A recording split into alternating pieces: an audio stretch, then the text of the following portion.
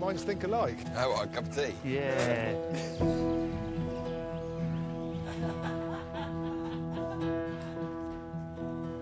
Lucia, you've got to see this. Ready? Yeah. Ooh.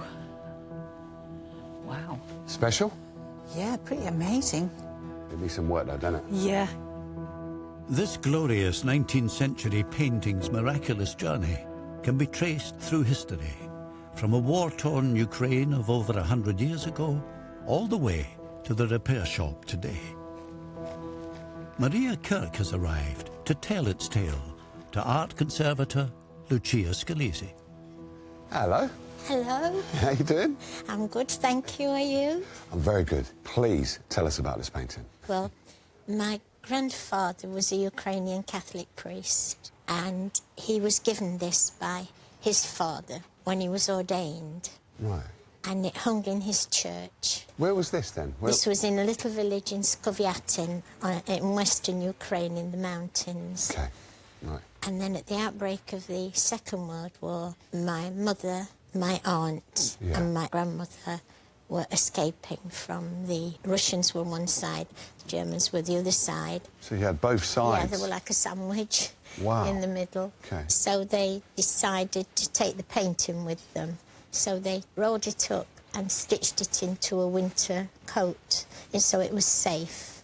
So this was the only thing that they took and sewn into the coat? Yeah, just this picture. Eventually my mother, my aunt and my grandmother were captured by the Germans and sent to a labour camp.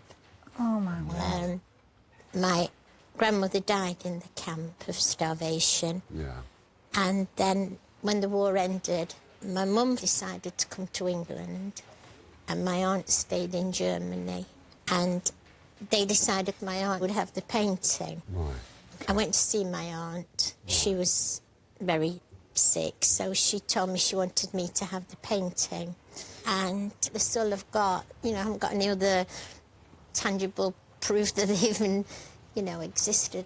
I mean, it's a really sad, poignant story. What a life story, Maria. It's sort of... It makes me realise, how brave they were to do this, because they could have easily have been robbed, they could have been shot. Now, the faith and the bravery to just do it and hide it in a coat and to carry it through the whole war. It's incredible that it survived. Yes. It became even more precious, I'm Yes, guessing. because that was it, that's all they'd got. Yeah. You know, I'd like to do something with it for their memory.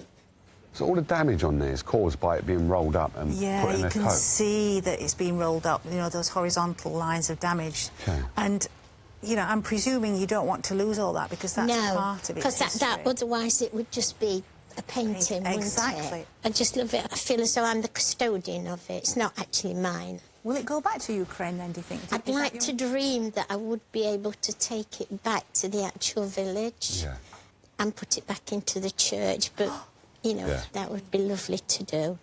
That's fantastic. The church is still there in that village? The church is still standing, yes. The church is still there with everything that's happening in Ukraine. It's meant to be. It's meant What to a be. privilege for me and an honour. So this going back would be like a real honour to the village as well, wouldn't it? Yes, it would. It would be something special for them to be able to see that out of all the darkness and the horrors of war, something comes out, something beautiful and peaceful and gentle. Thank you for letting us know about your family history. Thank you so much. You take care now. Bye. Bye. Bye. It's all you now. Yeah.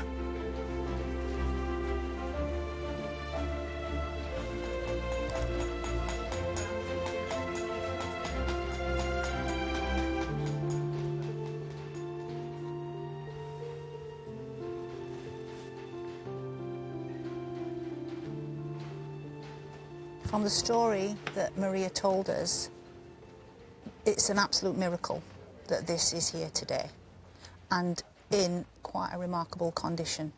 I thought I was going to have to start with consolidation. I expected the paint to be really actively flaking. There's obviously a lot of losses that relate directly to it being rolled up but I actually thought the paint layer itself would be much more delicate and quite brittle. It isn't actually flaking, which is great. So no consolidation, cleaning. Do my filling. I'm not going to fill everything. I want to keep these rolled up lines, which are part of its really serious history. My priority, I think, initially is to get it off this piece of chunky board and actually work on it on its new stretcher, which will make handling easier. Maria said that she's going to take this back to the church that it's from, which I think is wonderful. And if I can send it back in as near original condition as possible, that will be fantastic.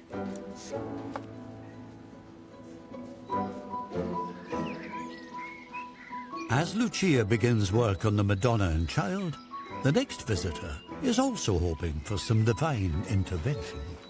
Stephen Hills from Kent has brought an absolute shipwreck to the barn, badly in need of a rescue mission. Dom! You all right, Jay? Very good. Wow, look at this. Hey? Oh, my God. Stephen, meet Dom. Dom, meet Stephen. Nice to meet you, Stephen. Wow. Stephen, what is this? Is it a kayak or a canoe? Well, this is technically a kayak. OK. The canoes are the open ones that you paddle with a single paddle, and this one has the paddles that you paddle it with each. OK. This has got 2 paddles? Yeah. Oh, Oh, that's 1 paddle, though, isn't it? So that goes together, oh, it slots in. and then you paddle across. Quality. And that makes it a kayak. That makes it a kayak, but we always called it a canoe, so I know it as a canoe. My father built it from a kit in the mid-1960s. Your dad built this? Yeah, the fiberglass hull comes in one, and Right. then you have to build the rest of it. And somewhere here, the original plan. Stop it. That's all the blueprints. And you've got that still. I remember the little, always remember the little blue label over there that said Moonraker on it. That was Yeah, it's great. I think little details like that have survived. It's brilliant. exactly, yeah. So what was Dad's name? His name was Brian.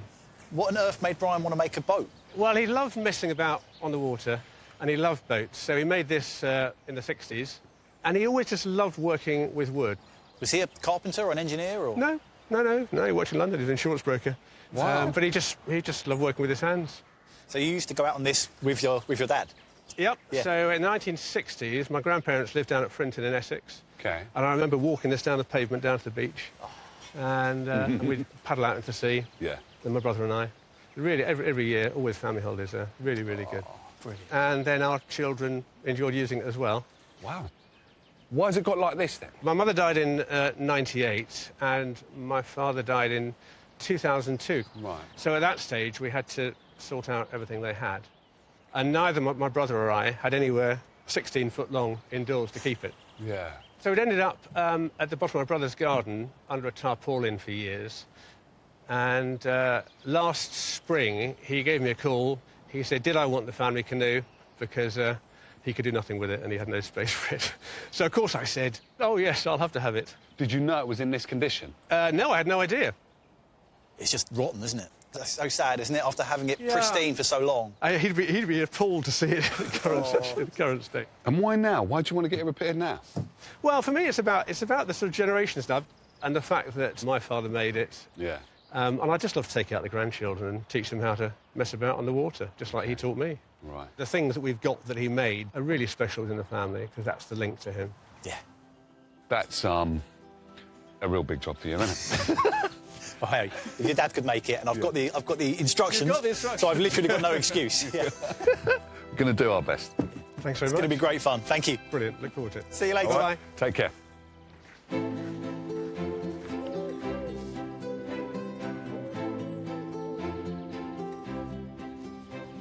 Oh, you okay? Yeah, there we go. It doesn't fit on the bench. You need a bigger bench, I need yeah? a bigger workshop. Look at it. But this is completely out of your comfort zone. No, This is well- fiberglass and timber. This is a kit. So this is really taking me back to being a kid, building little model planes and model cars. Because at the moment you've got holes here. This is coming off. Like, look at it. Dom. You are going to have to help me with this paintwork. Okay. This is plywood, Yeah. sheets. Yeah. So whilst it's together, I'm going to make some paper templates Okay. so I know exactly what shape they should be. Take all the wood off, sand and paint the bottom, and then start reconstructing the top with some new sheets of plywood. Just going to get templates from these and then cut it out of some plywood, attach it, and then we can start lacquering. Is that right? Yeah. Ain't got much to do then, have you? No, it is quite a big job. Brilliant. Let me know when you need my help. Will do. Thanks, Jake.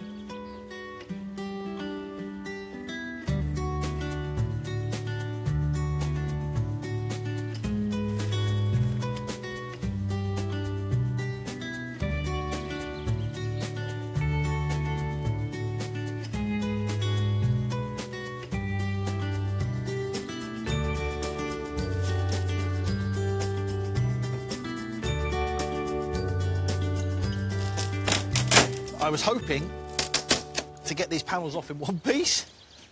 I've never seen anything like it. It's just completely rotten, basically. Mixture of the sea air, the salty water, and all those years underneath that tarpaulin in the garden have not done well for this plywood. I'm actually uncovering the inner structure. This is what's holding all these plywood pieces in place. And some other surprises in here. The actual missing seat back, which is great. I'll need a bit of a clean-up, but I think they'll live again. I'm just going to work my way down and remove this very brittle plywood. Yes, perfect.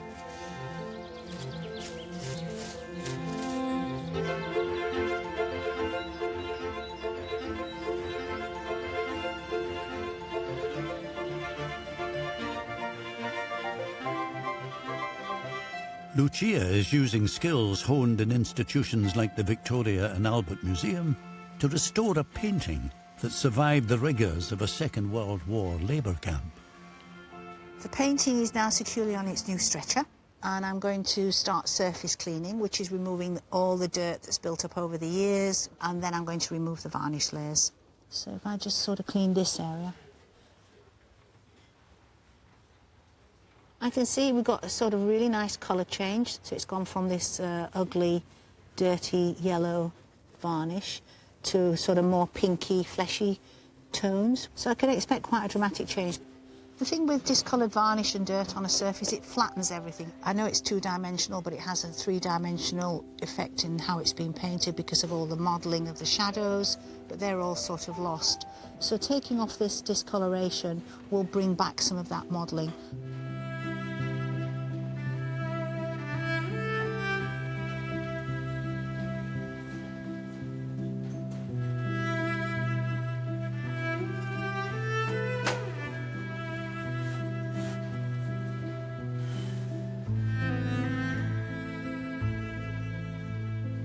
Finished the cleaning, so I'm starting to fill the areas that are exposed canvas. I've made a traditional gesso, which is calcium carbonate, gelatin, and a little bit of stand oil, which is linseed oil that's been thickened, and it makes a really nice plasticky, putty type of material. I can't retouch on bare canvas anyway, because the retouching would just sink in. So this literally gives me a ground on which to do my retouching. The gessos and fills that I use are all water-soluble, so when I come to rubbing it down, which will be with a damp swab, and just do it slowly, slowly, and I can really get the edges quite neat. But it's a very gentle process. I don't want to cover all these creases in the canvas, and Maria doesn't want that either. This is part of its history, and the country's history, the world history. It's an incredible story, and why would you want to cover that up?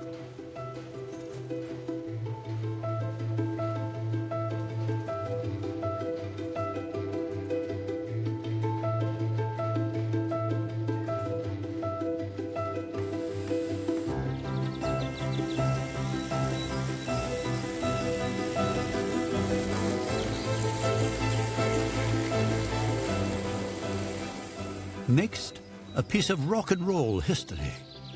Peter McFall from Surrey has brought a family heirloom that helped a familiar fab foursome get on the long and winding road to success. How you doing? Hi, I'm fine. You must be Peter. I am, yeah. So what have you brought us in? Well, it doesn't sound very exciting, but it's a calendar. Angelina, do you mind joining us? Sure. Paper restorer Angelina Bacalaru mastered her craft at the eminent National Archives. Hello, hi. Hello, Angela. Hi, Nice to I'm meet you. Peter. It's the calendar that my dad used to write down the names of all the bands that he booked in the Cavern.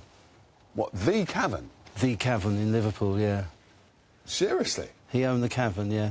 Yeah. Wow. That's a big thing. It was, yeah. It Yeah? was for him, yeah.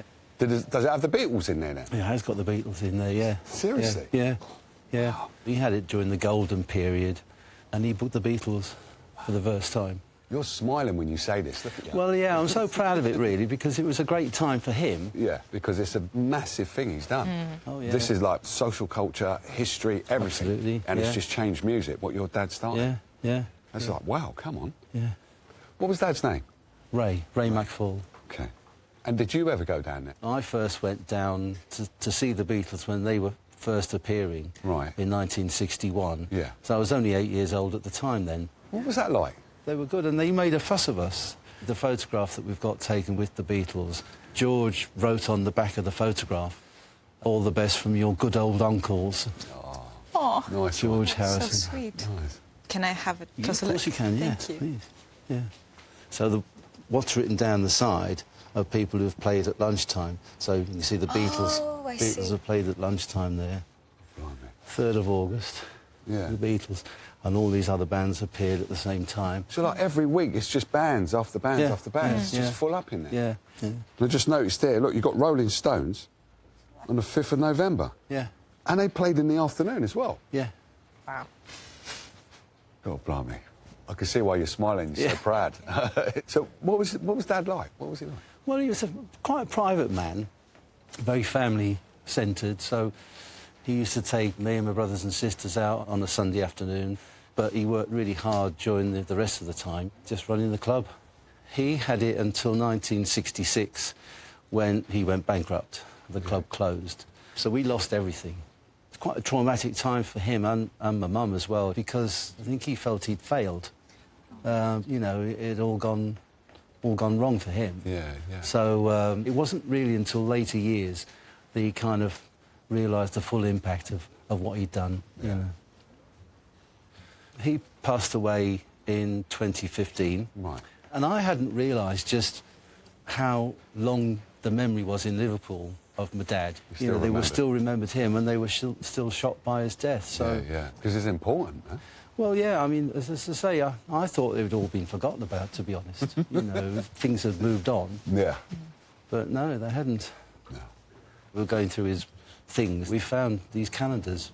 It was like we'd, you know, uncovered some treasure. It's sad to see it like that. I mean, I can imagine people turning it over and over, you know, every single day. It's the connection with him again. Connection with Dad, Liverpool, just the music, Yeah. history. So what exactly would you like Angelina to do? It is falling to bits. There's pages coming out. Yeah. Covers come off. You know, this sort of ring binder thing, it's tearing the pages off. So if Angelina's able to get this Yeah. working like a calendar, what you can do with it? Oh, I mean, it'll be, well, fantastic. It'll be incredible if you can. Yeah.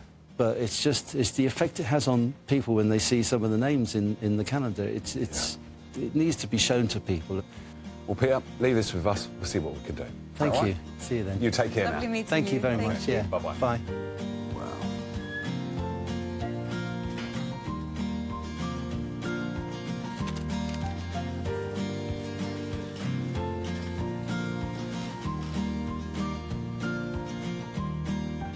This calendar, it's not in the best shape. I mean, clearly it has been very heavily used. The first page is literally coming off, and the spiral is not really good. It's starting to rust. It has started seeping in through the paper. So I definitely need to take this out and replace it. Need to figure out a way of recreating all these little holes on this paper, giving it some new edges. Once I repair this, I would really like to put a new cover on just to make sure that all these pages remain protected. Right, so time to take the spiral off. The rust that is on the inside of the pages that has formed on the metal is not really letting it move. So the best idea is to just cut one bit at a time and remove it slowly. I have to be really careful with those wire cutters because I don't want to create any more damage, so I need to go slowly. It's going to take a little bit longer, but easy does it.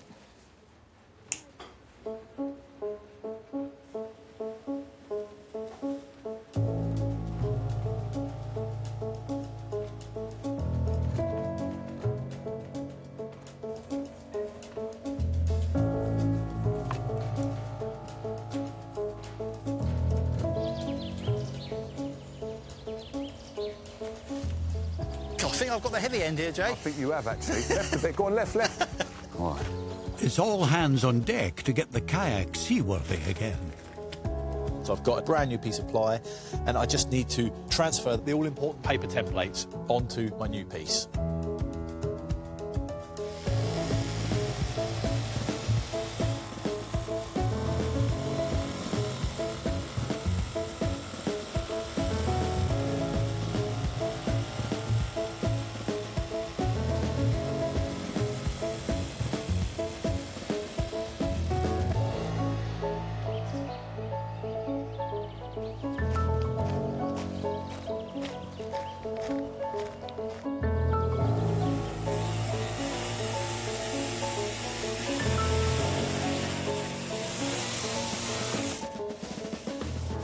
I'm having to sand down this fiberglass because it's got something called osmosis, which is where the water gets into the fiberglass and then it blisters up and breaks out on all these little dimples on the surface.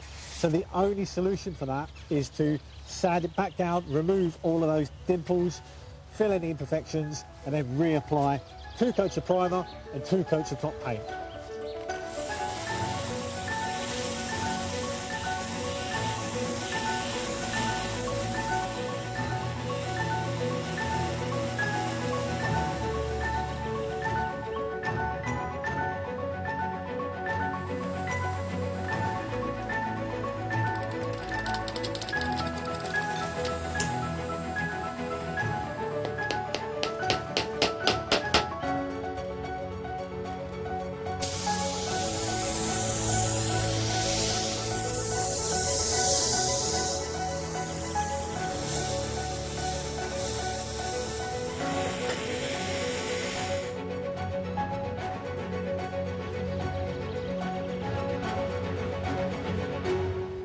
My little kayak is coming on really well. It's been so long preparing the fiberglass on the base. It's now painted and done. I've got all of the framework that really supports it all in place. I'm about to start putting the final skin of plywood on the top.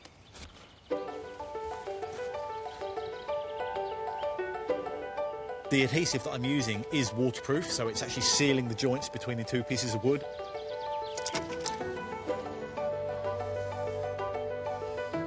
Now I've got the piece of wood clamped in position, I can start tacking it in place.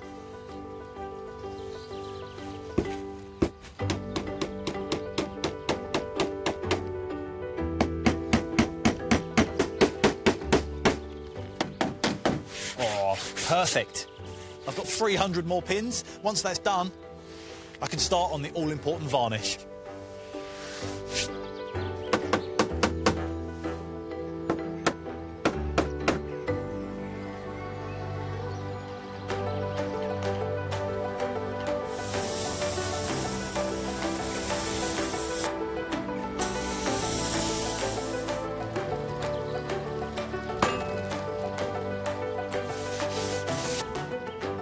After spending so long looking at rotten pieces of wood and broken bits of plywood, to actually see it looking like a kayak again is really rewarding for me. This lovely golden yacht varnish just brings out the colour in the grain of the wood. Look at that. Instantly looks a million times better. This yacht varnish has a few jobs. First and most importantly, it's waterproof, and it's going to seal all of this wood, all these joints. Not only that, but it looks awesome. There is something quite nice, quite romantic in a way, of reliving the history for this kayak, going through the same steps that Stephen's dad did when he actually first built this in the 60s. He would have done exactly this. Pot of yacht varnish, nice 2-inch brush, and just worked his way around, building up the layers, sanding it between coats. Beautiful. You can't beat the old way of doing things. I've got a huge amount of work ahead of me, but I can see the rewards already. It's going to look beautiful when I'm finished.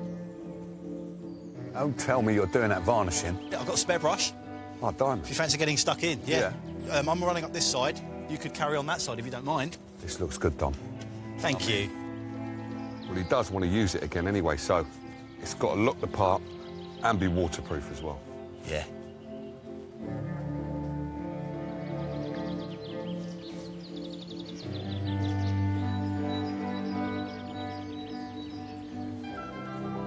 With the Ukrainian painting surface clean and stable, Lucia is channeling her inner artist, recreating the missing areas of paint. I'm at the stage of fine-tuning, and you know, I can sort of dance around the painting, and I keep sort of spotting little things and then just bringing them into plane again so that basically they disappear. And I've really nailed it down to knowing what the artist has used and what my equivalent pigments will be. And sometimes they're modern alternatives, and sometimes, like the earth pigments, like the yellow ochre in her headdress, you know, that's a prehistoric pigment, and that's as valid today on the modern artist palette as it was in cave paintings. And I just love that linkage, that chain in history. So now I'm in the flow of it. I'm just going to crack on and aim towards getting it finished and handing back to Maria so she can take it back to Ukraine. How exciting is that? I'm enjoying this greatly. This painting was rolled, folded and secretly stitched into a coat lining during the Second World War, as Maria's family fled persecution. It's the only item she has that links her back to her Ukrainian family. Hello. Hello. Hello, Maria. It's so great to see you. both. Bless you. How you doing? I'm The two of you proper excited, aren't you? Yeah. yeah, I'm like, How can we not be excited? I know, but I'm trying to keep calm. You're excited to see it? Yeah. I feel as though my mum's here with me. She always spoke about this painting Yeah. as being the thing that kept them all together in the camp. I just want to see it how they would have seen it. Yeah. You ready? Yes. Lucia?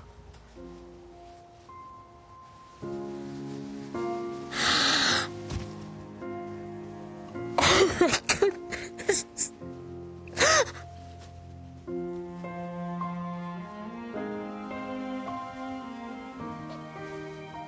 Oh, it's beautiful.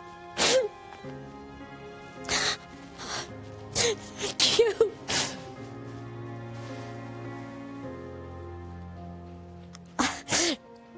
The colours, it's alive. It's just that her eyes just doing a normal thing that a mother does, feeding her baby. Yeah. But looking at the baby with such peace. It's beautiful. I can't put words on. Thank you. Oh, my pleasure. Thank you so much. What do you think your mum would be saying now? The same, thank you. She told me so much about it, and I couldn't envisage what it would be like. Not long before she died, she told me that when they were captured, they were all given little patches to sew on the clothes that said Ostarbeiter, which meant East European slave labour. And my mum didn't want to put it on, the coat, and she said that my grandmother had said to her, just put it on. It's not what's on the outside of your coat, it's what's going to keep us together inside. And I understand why they took it. Yeah, I understand now. And now I get it. I would love one day to be able to take it back to Ukraine, but I don't know if I'll be able to. I will never, ever, ever, ever forget this. I just want to hug everybody. Oh, bless you. Maria, I'm sure you want to get this home. Yes. Okay. We'll give you a hand out to the car. Thank you. Is that all right? Thank you. I'll get this on. Thank all you. right? Thank you. Thank you, all of you.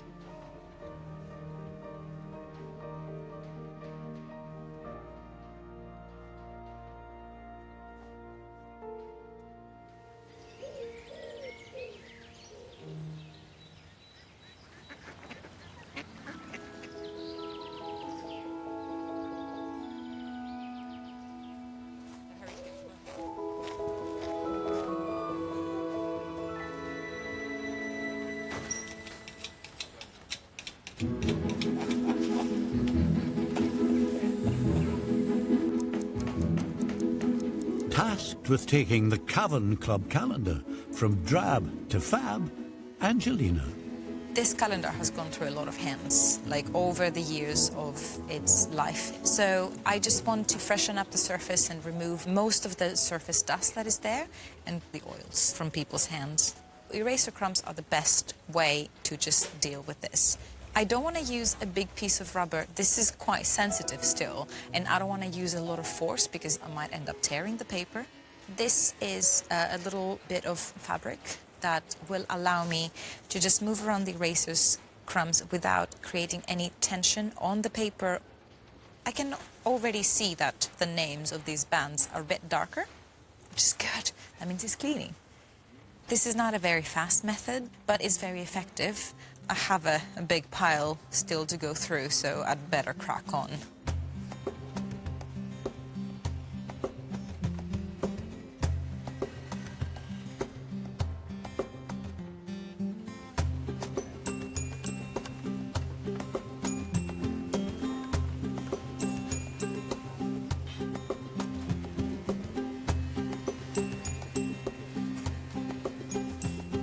Right, oh my goodness, finally managed to clean everything. 52 pages front and back, madness. And now I'm ready to climb the next mountain, which is repairing and supporting these 52 pages all over again. So I can address all these perforations that are quite fragile and brittle. What I want to do is just support this area so they can be rebound back to another spiral. And the best way is to put a supporting strip of Japanese tissue. It has really long fibers, so it will create a really good support. The best way to cut the Japanese tissue is just to wet it with some water, just like wetting a line, and then it just rips apart. Because I do want all these little beautiful fibers to blend in with my calendar paper. Right, so I'll just position it to where I want it. This is my blotter. I'm just gonna put that there, and my weight's on. Once this dries, I will be able to trim those edges, and hopefully I can make those beautiful perforations.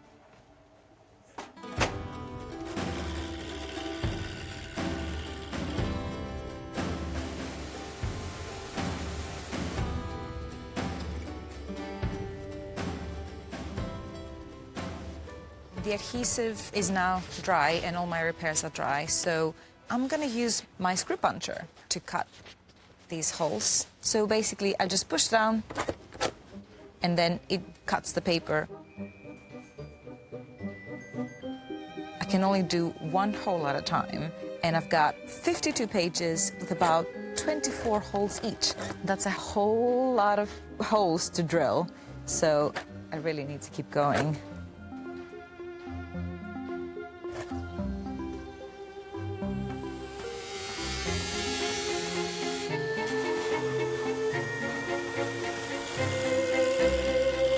With the pages punched, they must now be rebound.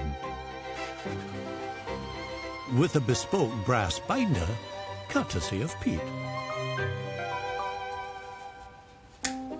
Oh, okay. How's that?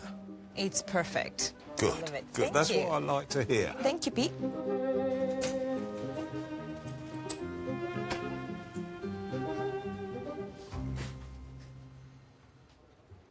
So it's time to put this all together. It's just like when I was removing the old coil.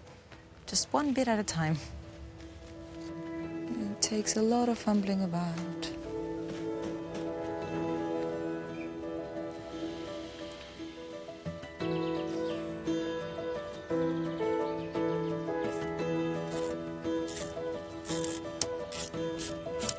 After hours of sanding, painting and varnishing the 1960s Kayak, it's time for the big peel and reveal.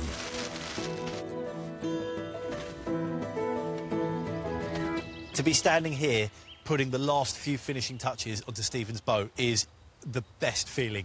I will be honest, there have been times where this kayak has nearly beaten me. But to stand back now and look at this beautiful, shiny, glossy varnish, all the little details, it's just right. It just looks right. Stephen's father built this kayak in the 60s originally, and He did a fantastic job.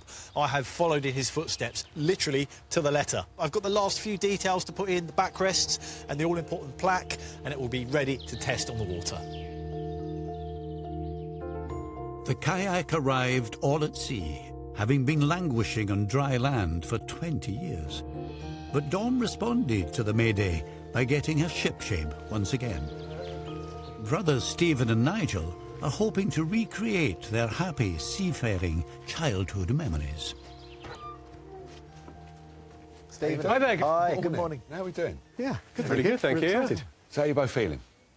Yeah, excited, yeah. Good Yeah. to see it. That's good. He's looking at It looks like it might be here. because you're hoping to use this as well, aren't you? Absolutely, yeah. So you ready to see it? We are. We are. It's Should we do it? very exciting. Let's do it. Heartbeats. Ready? Wow. Oh, Look at that. That's amazing. that is amazing, isn't it? That is amazing. The details. The little plaque that was really special. Fantastic. Look at those. They weren't like that last time we saw them. No. That is fantastic. Amazing. So where does this take you back, seeing it like this now? Where does it take you back to? Takes me back to Frinton, those summer holidays, those Yeah? brilliant family holidays. Now it's your grandkids' turn to start making their own memories with it. Yeah, absolutely. It's just great to see it as it always was. I mean, it's just a beautiful thing, and it's kind of unique to us. I mean, Dad made it, and he varnished it. He did it for the it'd be so good if he was here. Yeah. He'd love this. He would. He'd really love this. He used to make and build things with love, and I think this has been, restored with love. I'm so glad. I'm so glad it's going to be used and enjoyed. It will be. It's perfect. It will be. Well, it doesn't belong here, does it? It belongs in some water. Should we get it in some water? Yep. Let's do it. That'd be Have a amazing. go? Absolutely. Yeah. Brilliant. Let's I'll go get the for it. door. That's it.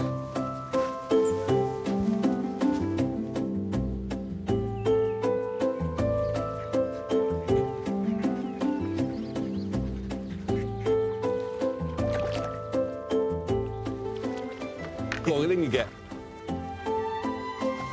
Oh, that's been a long time. Oh, Got it, Jay? wow, memories. Go on then, let's Hurry see it. Wow. Nice. Isn't it beautiful?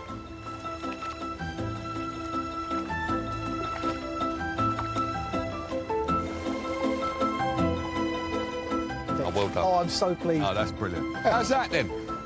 Fantastic. Brilliant.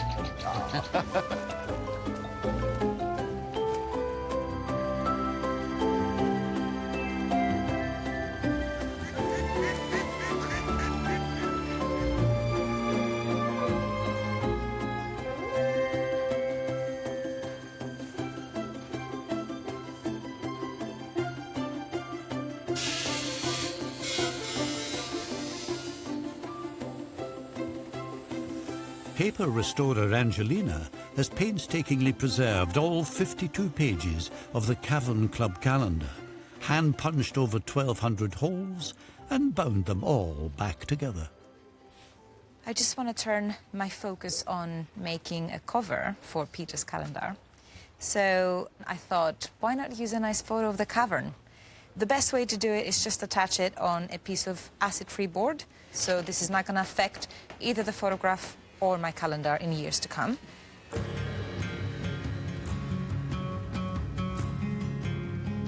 Hopefully this will be a beautiful reminder of what this calendar represents for him, his family, and actually the world. I think this will be a really beautiful tribute. It was in this calendar in 1963 that legendary manager of the Cavern Club, Ray McFall, booked the soon-to-be global superstars, the Beatles and the Stones. His son Peter wished to preserve this piece of memorabilia, and with it, his dad's role in British music history. Peter, hi. Hello, Peter. Hi, Dom. Hi, Angelina. How are you? Lovely I'm to fine, see thank you. Yeah. What are you hoping Angie's been able to do to the calendar? So long as, you can look at it and touch it and open it without it falling to bits. That's what I'm hoping for. You looking forward to seeing it? Absolutely. I'm a bit nervous, though, I have to say. Oh, really? Yeah. Go on then, Angie. Shall I? Right. Please, yeah. Oh, my God. My goodness me. Oh, I can't believe you've done that. It's got new binders on there. I didn't know what to expect, but it wasn't this. It was my pleasure, absolute pleasure. It's how confidently now you're sort of flicking through. Yeah, I know, yeah. Oh, you've done a... It's amazing, you know. I just can't thank you enough. I still, yeah, speechless. My dad would have been speechless. He put a lot of work into what he did with the Cavern. And, you know, to this day, people are going back to Liverpool to go to the Cavern to relive those times. But, yeah, thank you. Glad you can actually now enjoy it properly. Yeah, yeah. Thanks a lot. Thank you so much. See you later then. Thank you. Thanks. Take care. Bye.